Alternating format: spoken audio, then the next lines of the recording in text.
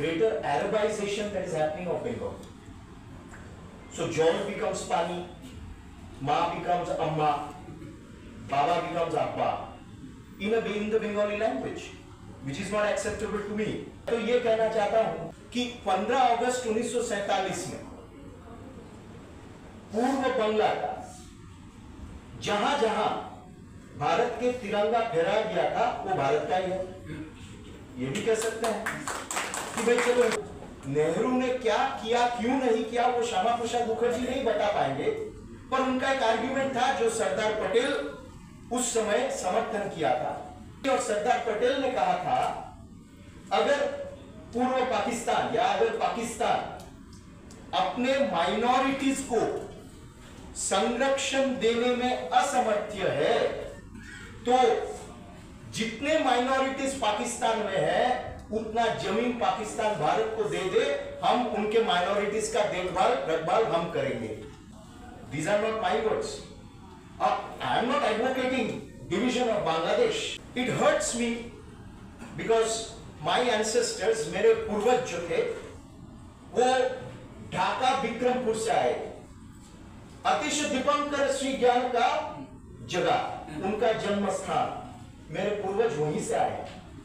और आज ऐसा परिस्थिति है बांग्लादेश का, यहाँ हमारे बीच महानुभाव सुब्रत बरुआ जी आए हैं, महाबोधि सोसाइटी के गवर्निंग बोर्ड मेंबर हैं और बुद्ध त्रिरत्न मिशन के भी हैं और बहुत ही एकदम से बहुत सक्रिय सदस्य हैं अपने बुद्ध समाज का, बौद्ध समाज का। मेरा यही दुख है सुब्रत जी कि आज बांग्लादेश में कठिन चिवरदान नहीं हो पा रहा है और वो जहां जहां हो रहा है it is being done under military protection. और यही मिलिट्री है जो चिटागंग हिल ट्रैक्ट में हमारे इंडिजिनस जो मित्र हैं, यूथ हैं, उनके ऊपर गोली चला रहे हैं, हमला कर रहे हैं और उनके घर बार लूट कर रहे हैं। वाई? यही नया बांग्लादेश है क्या? ये प्रश्न हम पूछे। एक तरफ आप देखिए नया भारत जब प्रधानमंत्री नरेंद्र मोदी जी कहते हैं तो ये नए भारत में पाली को शास्त्रीय भाषा का दर्जा दिया जाता है। ये नए भारत में प्रधानमंत्री खुद भगवान बुद्ध के आध्यात्मिक और सांस्कृतिक धरोहर जो है उसके संरक्षण में खुद भारत के प्रधानमंत्री आगे होते हैं। और पिछले एक दशक जहां जहां भगवान बुद्ध के आध्यात्मिक और सांस्कृतिक धरोहर रहा है, न सिर्फ भारत में, विदेशों में भी प्रधानमंत्री माननीय नरेंद्र मोदी जी एकदम प्रथम पंक्ति के ऐसे विश्व नेता है जो इसको संरक्षण दिया है। और दूसरी तरफ देखिए नए बांग्लादेश में, मैं वो प्रकांड विद्वान का नाम नहीं ले रहा हूं, मैं तो बहुत मामूली सा एक भारतीय नागरिक हूं, कहां भाई नोबेल लॉरिएट, उनका नाम कैसे ले सकते हैं हम लोग, हम तो प्रोफेसर भी नहीं हूं। पर ये उन्होंने कहा नया बांग्लादेश, न्यू बांग्लादेश, नतुन बांग्लादेश। और ये न्यू बांग्लादेश में क्या हो रहा है? न्यू बांग्लादेश में बुद्ध धर्म अवलंबन जो लोग हैं वो अपने धर्म प्रैक्टिस नहीं कर पा रहे हैं। And from in the last 600 days 100 दिन हुआ, 17 नवंबर को बांग्लादेश के एडवाइजर, मैं कभी कभी सोचता हूं कोई एडवाइस किसको दे रहे हैं? पाकिस्तान को दे रहे हैं क्या, या किससे ले रहे हैं? या चीफ एडवाइजर यानी जो एडवाइस लेगा किससे लेगा या किसको देगा? ये भी विडंबना है। And in the last 6 months, in the last 100 days, 2,500 cases were filed till mid-November in connection to July-August trial. Human rights activists, journalists, citizens associated with other organizations, faith, mainly minorities, are being targeted. Parents of victims, dead and injured, are in the dark. They do not know what has happened to their sons, to their daughters, or to their grandson or great-grandsons. And police enlisting politically motivated cases against the pretext of trial of July-August 2024. 8,000 people have been arrested. This is just the tip of the iceberg. Subodh ji आपने कहा और भिक्खु करुणालंकार जी ने भी कहा कि ये नया बांग्लादेश में कट्टरपंथी जो है, जो इस्लामी राष्ट्र वहां कायम करना चाहते हैं संपूर्ण तरीके से इस्लामी राष्ट्र, और ऐसा राष्ट्र जो जिसमें कोई संविधान न होगा, जिसमें कोई मानवाधिकार न होगा, जिसमें सिर्फ एक ही कर्तव्य रहेगा, वो इस्लाम शासन जो है उसको वहां लागू करके कायम करना। और जो अ-इस्लामी लोग हैं, যারা অমুসলমান, তারা তৃতীয় স্তরের নাগরিক, তৃতীয় দরজার নাগরিক হিসেবে থাকবে। তাদের নিজেদের কোনো অধিকার থাকবে না, তাদের নিজেদের ভাষা, তাদের নিজেদের সাংস্কৃতিক অধিকার থাকবে না, তারা সেখানে মাথা উঁচু করে বাঁচতে পারবে না, তাদেরকে গোলামি করতে হবে সেই রাষ্ট্রের এবং সেই সংবিধান।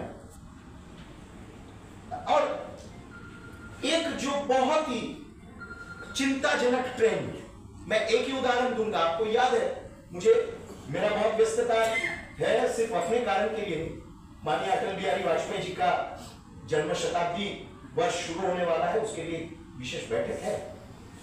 तो अटल जी का याद यहां बैठ के क्यों आ रहा है? क्यों उसी समय 2001 और 2005 जब बीएनपी और जमात का सरकार था, तब नरसंहार हुआ और वहां माइनॉरिटी पलायन, उस समय हिंदू पलायन, माइनॉरिटी पलायन तब बांग्लादेश से हुआ। Sir, you must have been in the system, you know it better. उसके बाद 2005 के बाद अभी अगस्त 2024 में सबसे भयानक नरसंहार और पलायन हो रहा है बांग्लादेश से। और उस समय आपको याद होगा, बीएनपी और जमात का गठबंधन था। जमात जूनियर पार्टनर था, बीएनपी सीनियर पार्टनर था। आज पलट गया है, आज जमात ओनली सीनियर पार्टनर, बीएनपी सिर्फ ऐसा ही उसके पीछे भाग रहा है। बीएनपी का कोई राजनीतिक अस्तित्व या भविष्य मैं तो नहीं देख रहा हूं। जसीमुद्दीन रहमानी आपने मेंशन किया, करुणा लंका जी आप नहीं बोल रहे, अंसारे बंगला का चीफ, उनको क्यों जेल में डाला गया था? क्योंकि उनके कहने पे, उनके उस्कावे पे उस समय बांग्लादेश में एक के बाद एक ब्लॉगर्स का हत्या किया जा रहा था। नॉर्थ साउथ यूनिवर्सिटी कैंपस, ये north south university is one of the most radicalised private universities in Bangladesh, और उस यूनिवर्सिटी के स्टूडेंट्स ये ब्लॉगर्स को के जाकर उनका नस काट दिया। एक एक के बाद ये सीरीज शुरू हुआ। इसलिए आज हम जब देख रहे हैं कि यूनिवर्सिटी और कॉलेजेस के सामने भारत का ध्वज, तिरंगा के ऊपर ये लोग चल के जा रहे हैं, ये आज नहीं हुआ है, ये तब से ये मानसिकता पल रहा है। और जो सत्ता में थे 15 साल काम किया है, उन्होंने काम किया है, कोशिश किया है बहुत कठिन परिस्थिति में, पर उन्होंने भी नहीं ध्यान रखा कि जो कट्टरपंथी इस्लामी है संगठन है, ये धीरे धीरे वहां पनप रहे थे, और धीरे धीरे उनके सारा कुछ ऑर्गेनाइजेशंस वो लोग स्ट्रॉन्ग, वहां ताकतवर हो रहे थे। ये पिछले 10-15 साल से ये ताकतवर होकर आगे आज सडनली लोगों ने बाहर आया। ये जसीमुद्दीन रहमानी को छोड़ दिया, क्यों छोड़ा? ये नया बांग्लादेश है क्या? Nobel laureates government is releasing one of the most infamous, कुख्यात आतंकवादी जसीमुद्दीन रहमानी। ये जसीमुद्दीन रहमानी लिबरेटेड होके एक हफ्ता के अंदर स्टेटमेंट देता है कि बांग्लादेश के तरफ अगर कोई आंख उठाकर देखे, भारत अगर कोई आंख उठाकर देखे तो आंख नोच लेंगे, हाथ काट लेंगे, पैर तोड़ देंगे। और ये जसीमुद्दीन रहमानी कह रहा है कि पश्चिम बंगाल को मैं कह रहा हूं कि आप अलग हो जाइए भारत से। और आप मुझे forgive me, I didn't want to make this bring in a political point, पर पश्चिम बंगाल में ऐसा एक नेत्री आज है, जम्मू कश्मीर में ऐसा एक नेत्री है जिसका स्टेटमेंट आप लोगों ने सुना होगा कि भारत में माइनॉरिटीज के कंडीशन और बांग्लादेश में माइनॉरिटीज के कंडीशन सेम है, इसलिए हमें बहुत सजाग रहना चाहिए। ये जो कश्मीर में मुफ्ती साहिबा ने ये बात कही, ये तो कश्मीर में रह रही है, भारत में रह रही है, संविधान के अंतर्गत रह रही है करके ये बात कह पा रही है। ये पाकिस्तान में अगर रहती बहुत कुछ नहीं कर सकती, पाकिस्तान में अगर रहती बहुत कुछ नहीं बोल सकती थी। और पश्चिम बंगाल का तो मैं छोड़ ही देता हूं बात, पश्चिम बंगाल मैं आज खड़ा होकर जिन लोग एपीजमेंट पॉलिटिक्स कर रहे हैं, ये कर पा रहे हैं क्योंकि पश्चिम बंगाल करके एक राज्य है, नहीं तो ये पूरा राज्य चला जाता 1947 में पाकिस्तान में। और हम और ये जो लोग अभी स्टेटमेंट दे रहे हैं, ये सारे घुमंतु रेफ्यूजी होकर घूमते रहते। भारत में एस्पिरेशनल डिस्ट्रिक्ट प्रोजेक्ट है। भारत में किसी डिस्ट्रिक्ट को दो मापदंड से ट्रीट नहीं किया जाता। इन Bangladesh CHT not only is one of the most underdeveloped, but you are land grabbing there, you are destroying their indigenous culture, you are ensuring that they become refugees in their own indigenous ancestral land. इससे ज्यादा बड़ा genocide crime नहीं हो सकता है। My question is, have we heard any international agency or forum? कहां है George Soros भाई? जॉर्ज सोरोस को आपने देखा बांग्लादेश में? मैं तो नहीं देखा। कहां है वो? पैसा डाले वहां, बोले यूनिस तो उनका मित्र होगा शायद। मैं थोड़ा खुल के बोल रहा हूं आज। मैं अपना संगठन का, अपना विचारधारा का सब बाहर रख के बोल रहा हूं, एक व्यक्ति के नाते। Any international agency has spoken out against the atrocities in CHT? No. And this is what is happening for the last 100 days. And when Yunus was asked on 17th November in his press conference कि this is happening, he said, these reports on attacks on minorities are exaggerated. चिंताविद है intellectual. अब intellectual कुछ भी घुमा कर बोल सकता है उससे, और वो तो प्रोफेसर है, अधिकृत प्रोफेसर है। And then he says attacks on minorities are political in nature, not religious. Sir, they are political because they are religious. They are religious because they are political. कहां से आए हैं आप कि आप इसको पूरा डिवाइड कर रहे हैं? These are his words. और सबसे चिंताजनक जो है, आप लोगों ने देखा होगा, ये वीडियो काफी चला थी। सबसे चिंताजनक है ये उपदेष्टा जो है, मुख्य उपदेष्टा के कई उपदेष्टा हैं, और ये सारे उपदेष्टा भारत विरोधी है। ये सारे उपदेष्टा माइनॉरिटी विरोधी है। ये 9 मेंबर्स में एक भी माइनॉरिटी ग्रुप के प्रतिनिधि नहीं है, ना बुद्ध है, ना हिंदू है, ना क्रिश्चियन। क्यों? हिफाजत इस्लाम, हिजबुत तहरीक, जमातुल मुजाहिदीन बांग्लादेश, सारे आपके जो कट्टरपंथी ऑर्गेनाइजेशंस हैं including Jamaat, they get constitutional status. और आर यू रियली सीरियस? एक है शाहिदुज्जमान, प्रोफेसर शाहिदुज्जमान, ये कुछ दिन पहले मिलिट्री ऑफिसर्स को एड्रेस कर रहे थे। These are his words. Pakistan is the most reliable trustworthy ally of Bangladesh. सोचिए, जिस देश ने बांग्लादेश मुक्ति युद्ध के समय कत्लेआम किया, नरसंहार किया, जिस देश ने ऐसे बांग्लादेशी इंटेलेक्चुअल्स को कत्ल किया, कुचलाया, दफनाया, उसी ढाका यूनिवर्सिटी के प्रोफेसर शहीदुज्जमान बोल रहे हैं आज बांग्लादेश में खड़ा होकर, उनके लोग हमारे तिरंगा के ऊपर चल के जा रहे हैं कि Pakistan is the most reliable and trustworthy ally of Bangladesh. But he doesn't stop at that. He says Pakistan doesn't want us to become a vassal state of India. They will do anything to protect us from the Indians. क्या देखिए, what an irony, what an irony, sir, that today Bangladeshi intellectuals are giving certificate to Pakistan and saying that Pakistan will do anything to protect us from Indians. I think sometimes we are living in a surreal world.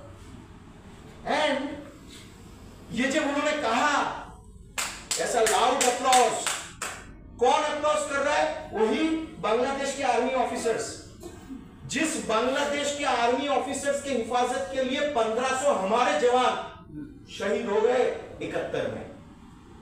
And the most dangerous thing that he says that Bangladesh को न्यूक्लियराइज्ड होना चाहिए। बांग्लादेश को लग रहा है कि उसके पास अभी परमाणु हथियार होना चाहिए। This is new Bangladesh, a country which is surrounded by India feels that it needs nuclear weapons to defend itself. But Shahiduzzaman कह रहा है नहीं, मैं जब न्यूक्लियराइजेशन का बात कर रहा हूं, ये बांग्लादेश न्यूक्लियर वेपन्स हथियार तैयार करेगा, अपनाएगा, ये नहीं कह रहा हूं।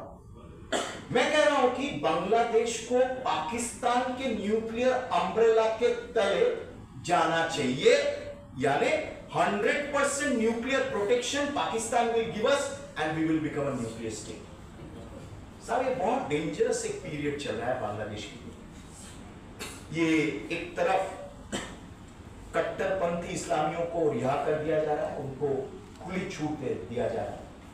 दूसरे तरफ माइनॉरिटीज, इस्कॉन से शुरू करके बौद्ध भिक्खु, इंडिजिनस पॉपुलेशंस, हमारे इंडिजिनस मित्र जो हैं, उनके ऊपर कत्ल हो रहा है, लूट मार हो रहा है। और तीसरा है radicalisation of the thinking, strategic thinking हो रहा है बांग्लादेश में, रेडिकलाइजेशन ऑफ स्ट्रेटेजिक थिंकिंग। और आज के दिन में ये उपदेष्टा जो है, मुख्य उपदेष्टा और उसके सारे जो उपदेष्टा, इनके लिए एनिमी नंबर 1 इज इंडिया।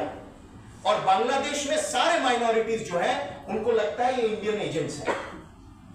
इसलिए वो पहले स्लोगन दिया, भारत के दलाल बांग्लादेश छोड़ो। और इसी देश में एक आध मूर्ख पॉलिटिकल पार्टीज हैं और उनके नेता हैं, इतना भी मूर्ख नहीं है तो बहुत शातिर। ये स्टेटमेंट इशू किया उनको सपोर्ट करके, यानी they issued statement supporting those who called Sheikh Hasina's government and minorities as India's dalals. So I think it's a very complicated situation. I am very clear on this, that if Bangladesh cannot protect its minorities, the present dispensation, if it cannot protect its minorities, there has to be something drastic that needs to be done. We will keep raising our voice. हमको पूछना चाहिए professor Amartya Sen, professor Kaushik Basu, professor Pranab Bardhan, Abhijit Banerjee, professor Abhijit Banerjee, Amitabh Ghosh लेखक, sea of poppies, Calcutta chromosome, सब चुप है, कोई कुछ नहीं बोल रहा है। तो एटलीस्ट हम लोग तो इकोनॉमिस्ट नहीं है, हम लोग नोबेल लॉरिएट्स नहीं है, पर नोबेल लॉरिएट्स जो बंगाली है, एटलीस्ट वो तो नोबेल लॉरिएट को बोले कि भाई आपका देश का क्या हाल हो रहा है, वो भी नहीं बोल रहा है। So what I am saying is it is a dual policy. These all the names that I have recited, they will immediately jump and say there is a recession of democracy in India. Democracy is in danger in India. All these names will say constitution is in danger in India. But when actually democracy, constitution, minorities are in danger in Bangladesh, they will keep quiet. Because it is their friend who is the chief advisor. And it is a particular religion. It is a particular extremist religion which is ruling in Bangladesh. So naturally they will keep quiet. नहीं तो इनके सारे गलत funding, सब funding बंद हो जाएगा। ये लोग अगर इसका विरोध करें तो बेचारे विदेश में इनका सब फंडिंग बंद हो जाएगा, अवार्ड मिलना बंद हो जाएगा। आज अगर मैं खड़ा होकर बोलूं कि नहीं बांग्लादेश में जो हो रहा है बहुत अच्छा हो रहा है और ये होना चाहिए, वहां तो कितना डेमोक्रेसी है, ये बात अगर मैं बोलूं और मैं ये जो बोल रहा, कोई इसको काट के रील बना के सर्कुलेट कर दे, और कल देखेंगे मुझे 10 जगह इंटरनेशनल इन्विटेशन आ जाएगा भाषण देने के लिए, भाई साहब आप आइए, सर प्लीज कम।